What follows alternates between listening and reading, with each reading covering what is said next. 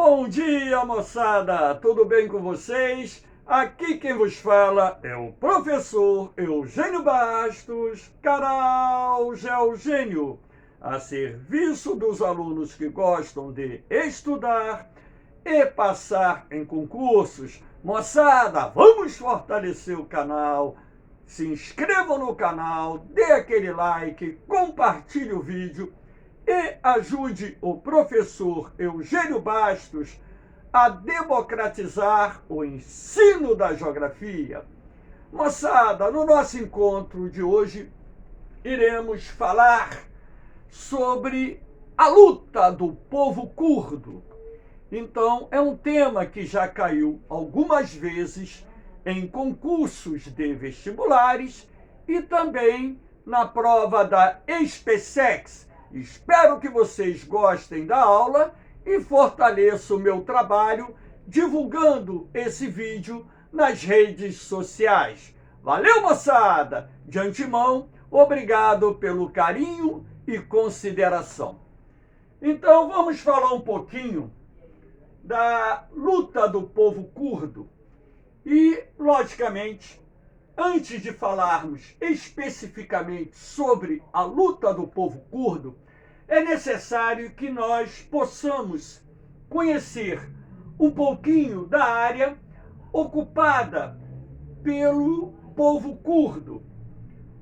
Os curdos, eles vivem principalmente na Turquia, que é o país do Oriente Médio que possui a maior população curda, na Síria, no norte do Iraque, no Irã e um pouquinho na Armênia.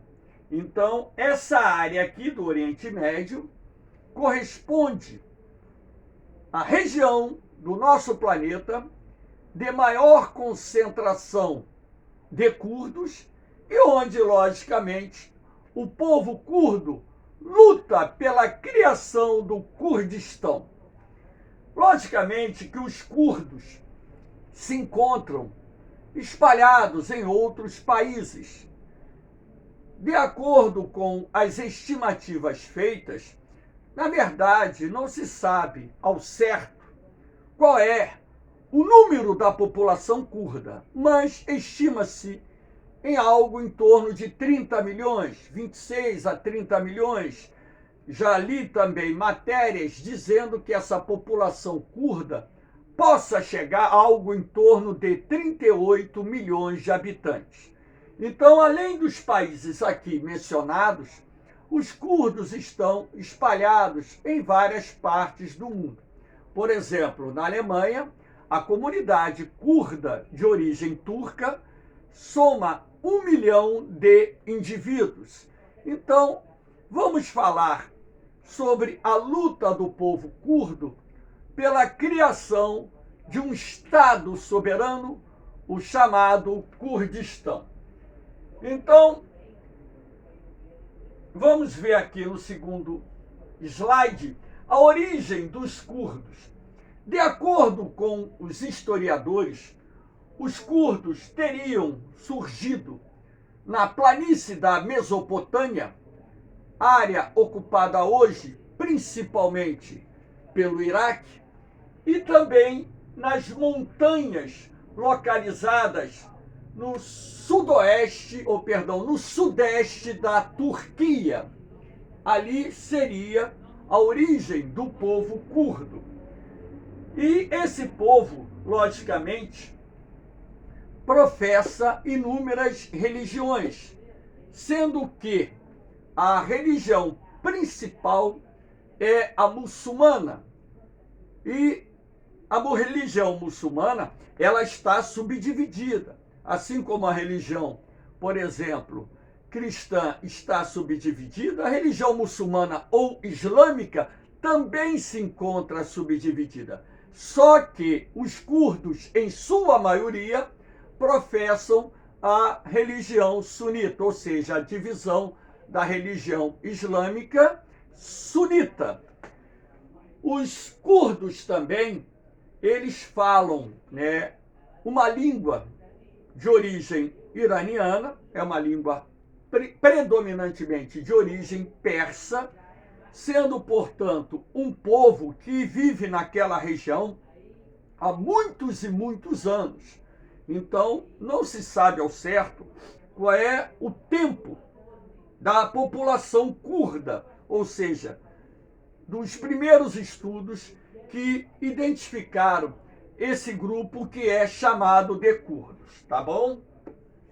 Então, os curdos, eles são, logicamente, unidos pela questão linguística, pela questão cultural, pela questão religiosa, pela questão dos seus hábitos e costumes, enfim, criando assim uma identidade que pode ser utilizada para que nós possamos falar em nação curda. Aqui nós temos uma imagem, né, de uma combatente curda com outros combatentes e a bandeira do que seria o futuro estado do Kurdistão. Até uma bandeira muito bonita.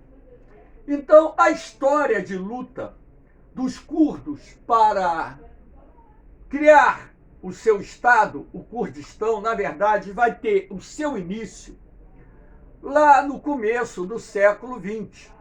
Então, quando o Império Turco-Otomano foi derrotado na Primeira Guerra Mundial, foi assinado o Tratado de Sèvres em 1920, na verdade, no dia 10 de agosto de 1920, quando então houve a partilha do Império Turco-Otomano e uma promessa de criação de um futuro Estado curdo. Então, a luta em si ela vai começar, na verdade, envolvendo essa questão da promessa dos aliados vitoriosos na Primeira Guerra Mundial de criar o Estado curdo ou o Kurdistão. Na verdade, o Império Turco-Otomano ele ficou dividido entre algumas potências, como, por exemplo, nós tivemos áreas sob o mandato francês, áreas sob o mandato britânico, áreas sob o mandato italiano, áreas sob controle da Grécia, e também foi permitida à Armênia a expansão dos seus limites territoriais, como, por exemplo, aqui nós podemos perceber em vermelho. Então, aqui em verde você tem a zona britânica, né? E aqui nessa cor lilás você tem a zona francesa, nessa cor azul aqui você tem a zona grega, enfim. Essa verde aqui, na verdade, é a zona italiana, essa aqui é a zona britânica, essa aqui é a zona francesa, essa aqui é a zona grega, e aqui em vermelho nós temos a expansão da Armênia, ou seja, territórios que foram, naquela época, incorporados à Armênia, e, logicamente, nós temos aqui uma área que seria destinada à criação de um futuro Estado do Kurdistão. Só que esse Tratado de Sèvres, ele não foi cumprido, até mesmo porque nós tivemos uma guerra de 1919 até 1923, a Guerra de Independência da Turquia. Então, em função dessa guerra, houve a necessidade de se assinar um novo tratado, que se chamou Tratado de Lausanne. Por esse tratado, a questão do Kurdistão não foi levada em consideração, ou seja, o Tratado de Lausanne substituiu o Tratado de Sèvres, e isso acabou enterrando, pelo menos dentro daquele momento, né, a possibilidade de se criar o Kurdistão. Isso, logicamente, que desagradou a comunidade curda, a população curda, que ficou sem poder contar com a possibilidade de criação do seu Estado. Então, aquele sonho de criar um Estado para a nação curda ficou, podemos assim dizer, bem mais distante. Aqui nós temos, né, o PKK, o Partido dos Trabalhadores do Kurdistão. O PKK ele surge como movimento político de tendência marxista em 1978. Então, o objetivo do PKK, a princípio, era lutar por vias diplomáticas ou políticas pela criação do Kurdistão. Logicamente que, como essa via era difícil de ser alcançada e como a Turquia, o governo turco, reprimia os movimentos curdos a favor da criação do Kurdistão, o PKK ele vai decidir se transformar também num grupo militar, se refugiando nas montanhas da Turquia e a partir dali, exercendo algumas atividades militares contra os interesses da Turquia. O governo turco considera os guerrilheiros do PKK como terroristas e tem tratado os curdos com muita repressão, inclusive com assassinatos, prisões, torturas, o que logicamente alimenta ainda mais o ódio de parte da nação turca contra o governo, não só o atual, como os governos anteriores, que vem tratando a questão curda com muita repressão, com muita opressão, e sendo assim, alimentando o desejo dos curdos de criarem o seu Estado. O que eu acho particularmente um tanto quanto complicado, na medida em que nós sabemos que o Kurdistão, ele seria criado através de perda territoriais, pelo menos de 4 países: a Turquia, a Síria, o Iraque e o Irã. Então, quando você fala em criar um novo Estado em que países serão fragmentados, essa questão ela se torna um tanto quanto difícil. Se já é muito difícil quando você vai fragmentar um país para criar um Estado, logicamente que é muito mais difícil ainda quando você vai fragmentar 4 países para a criação do Kurdistão. Então, essa luta em si é um tanto quanto difícil de ser alcançada através, primeiro, da força, porque os curdos, mesmo tendo suas forças paramilitares ou militares, não têm o poder bélico para conquistar territórios e manter esses territórios sob o seu pleno controle, por exemplo, contra a Turquia, que hoje é um dos países mais bem armados do Oriente Médio,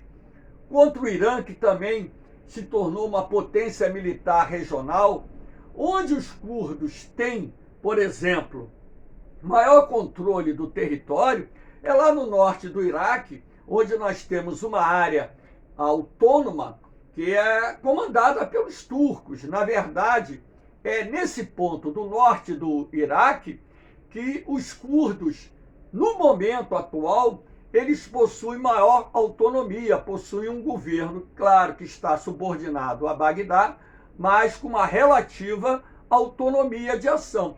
E também em parte do território da Síria, onde as forças democráticas da Síria que lutam para derrubar o governo do presidente Bashar al-Assad exerce o controle do território, sendo que o líder das forças democráticas da Síria, que é uma coalizão de forças opositoras ao regime do presidente Bashar al-Assad, ela é comandada por um curdo, e sendo assim, são as áreas onde os curdos têm um pouquinho mais de controle sobre, logicamente, a administração dos territórios.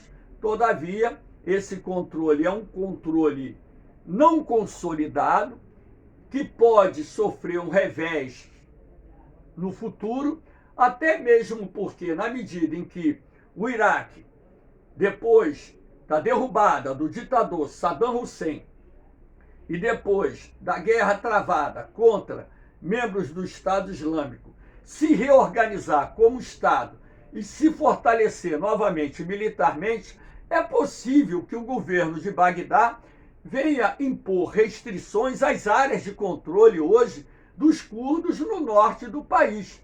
Então, essa questão curda é uma questão muito emblemática, de difícil resolução, até mesmo porque não existe, nem por parte da ONU, uma ação orquestrada no sentido de levar ao debate o processo de criação do Estado curdo, e muito menos existe o desejo dos países onde o Kurdistão se encontra em ceder parte dos seus territórios para a criação do Estado curdo. Sendo assim, é melhor, e na minha opinião é por esse caminho que os curdos têm que seguir, e já estão até seguindo, no caso, por exemplo, da Turquia, já corre nesse sentido. O próprio PKK, ele já tem mudado a sua orientação, como aceitando, né, viver nos estados onde os curdos se encontram, nos estados do Oriente Médio, é claro, mas, logicamente, reivindicando ali maior autonomia, aceitando a subordinação, mas lutando por autonomia, lutando por saúde, lutando por educação, lutando pela defesa da sua cultura, da sua língua, dos seus hábitos, das suas tradições, enfim. Esse é o caminho, a via democrática, porque eu acho muito difícil, dentro da conjuntura atual, a possibilidade de se criar o Kurdistão. Não vai ser pela força e muito menos vai ser pela via diplomática, porque isso envolve a questão de interesses dos países onde se encontra o Kurdistão, e, logicamente, que nenhum país vai querer ter o seu território fragmentado para a criação de um Estado novo, pelo menos dentro da conjuntura atual geopolítica que existe na região do Kurdistão. Tá bom? Então, nessa questão, né, dos curdos, eu cito aqui o movimento do PKK, que sofreu uma forte repressão, principalmente a partir de 1980, quando então os militares tomaram o poder na Turquia e passaram a perseguir os curdos e membros do Partido dos Trabalhadores do Kurdistão, obrigando-os a se refugiar nas montanhas e ali iniciar uma luta armada de guerrilha contra o governo turco. Mas, como eu disse, a Turquia hoje é uma potência regional, o exército turco é poderoso, podemos assim dizer, e a situação dos guerrilheiros do PKK, ela vai se deteriorando na medida em que o poder bélico do exército turco aumenta e a capacidade do exército, da Força Aérea, de promover operações nos territórios onde vivem membros do PKK aumenta, exercendo assim uma maior repressão, provocando a morte de membros do PKK e também perseguindo outras comunidades curdas que lutam pela criação do Estado do Kurdistão. Aqui nós temos os peshmergas, que na verdade são aqueles que enfrentam a morte, é a tradução dessa palavra. Os peshmerga formam uma força militar com aproximadamente 200 mil combatentes, e aqui dentro desse contexto você inclui combatentes mulheres, né? Essa força paramilitar, que na verdade são várias forças paramilitares, nós temos, né, o PKK lá na Turquia, nós temos, por exemplo, o YPG na Síria e outras forças que também compõem as fileiras militares dos curdos, que logicamente defendem não só os territórios ocupados pelos curdos, mas assim como também lutam pela questão da criação do Estado do Kurdistão. Os peshmergas, eles foram de grande importância, inclusive, para derrotar o Estado Islâmico na Síria, como também derrotar o Estado Islâmico no Iraque. Esses combatentes, milhares de combatentes, espalhados principalmente no Iraque, na Síria e na Turquia, eles desempenham um papel importante nas áreas onde vivem as comunidades curdas, não só defendendo essas comunidades, como também empreendendo ações militares àqueles que, porventura, ameacem a segurança dos povos que compõem o Kurdistão. Aqui nós temos o massacre de Halabja, em 1988, um massacre efetuado pelas tropas do Saddam Hussein, um ditador que governou o Iraque durante um longo período, cujo governo caiu em 2003. A origem desse massacre, que culminou com a morte de cerca de 5 mil curdos, se deve ao apoio dos curdos que viviam ali numa área próxima à fronteira do Irã, ao Irã na guerra contra o Iraque, porque o inimigo dos curdos era o presidente Saddam Hussein, um ditador sanguinário que perseguiu as minorias, perseguiu não só os curdos, mas também perseguiu os xiitas iraquianos. Os xiitas no Iraque, inclusive, compõem a maior parte da população iraquiana, cerca de 70% da população do Iraque segue a religião xiita, que é a subdivisão da religião islâmica, e também perseguiu o povo curdo. Logicamente que a ira do Saddam Hussein aumentou contra o povo curdo na medida em que os curdos começaram a apoiar o Irã na guerra contra o Iraque, naquela perspectiva de poder derrubar o governo do presidente Saddam Hussein, e sendo assim, o Iraque ter um governo mais flexível, mais maleável, que pudesse permitir que os curdos que vivem no norte do país tivessem uma maior autonomia territorial, ou até mesmo sonhando em criar o Estado do Kurdistão, a partir até mesmo de um movimento fracionário ou de fracionamento do território iraquiano para dar início ao projeto de criação do Kurdistão.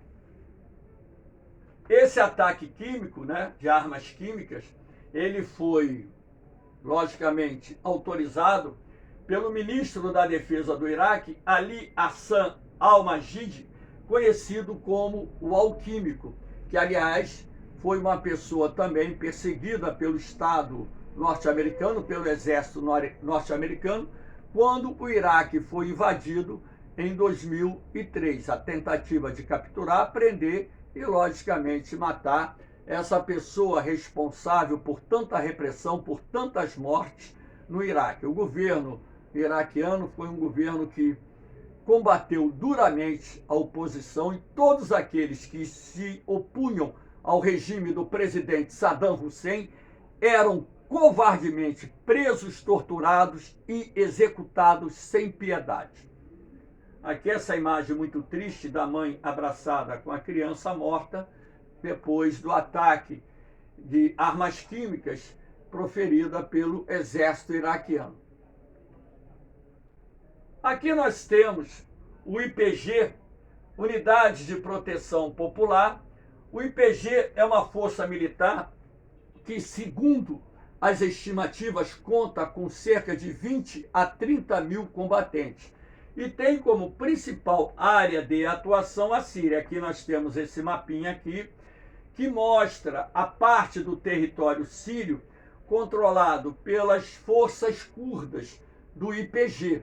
Então, o IPG não só foi importante, o YPG não só foi importante no combate ao governo sírio, como também importante no combate ao Estado Islâmico, que chegou a ocupar uma parte considerável da Síria.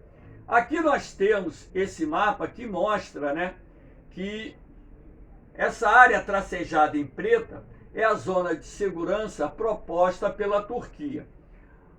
O governo do presidente dos Estados Unidos, Donald Trump, deu um apoio irrestrito ao YPG na luta contra o Estado Islâmico, inclusive fornecendo armas, munições, para que essas forças militares de origem curda, que na verdade formam o IPG, que a gente também diz, pode chamar-se os peshmergas, né, que são os combatentes turcos, eles conseguiram, logicamente, obter importantes vitórias, e isso se deve, em parte, ao grande apoio que o governo dos Estados Unidos deu militarmente a essas forças militares, para que derrotassem ou auxiliassem na derrota do Estado Islâmico e também, né, na tentativa de derrubar o presidente Bashar al-Assad. Agora, na medida em que o Estado Islâmico ele foi praticamente dizimado na Síria, o então presidente da Turquia, o Erdogan, autorizou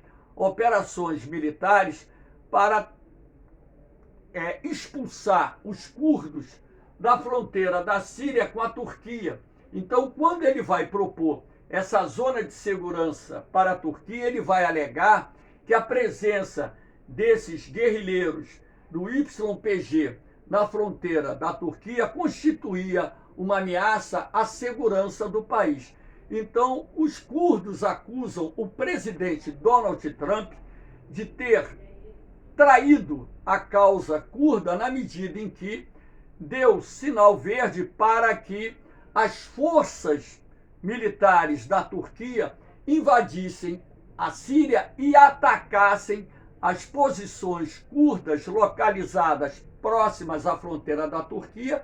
Isso causou, logicamente, a morte não só de militares curdos, como também de civis, e isso gerou, de certa forma, uma revolta junto à comunidade curda, que viu uma traição do governo dos Estados Unidos em relação a essa questão do povo curdo, porque na medida em que o presidente Donald Trump não impede que o exército turco ataque os curdos na Turquia, logicamente que não poderia restar outra conclusão de que eles foram traídos pelos Estados Unidos, e isso já aconteceu outras vezes, e agora está acontecendo inclusive lá no Afeganistão, com a retirada das forças militares dos Estados Unidos e da OTAN, e com o avanço, né, dos talibãs, que devem tomar o poder nos próximos dias. A cidade de Cabul deve cair nos próximos dias sob o controle do Talibã, ou seja, 20 anos de ocupação norte-americana que se perdeu por causa da retirada das forças dos Estados Unidos e a falta de apoio militar nesse momento em que os talibãs estão retomando o território, as cidades do Afeganistão. Então, essa história de traição, né, do governo norte-americano, ela ocorre não só com os democratas, como também ocorreu com Donald Trump, com os republicanos, e no passado ocorreu em outros governos lá dos Estados Unidos. Moçada, eu espero que vocês tenham gostado da aula.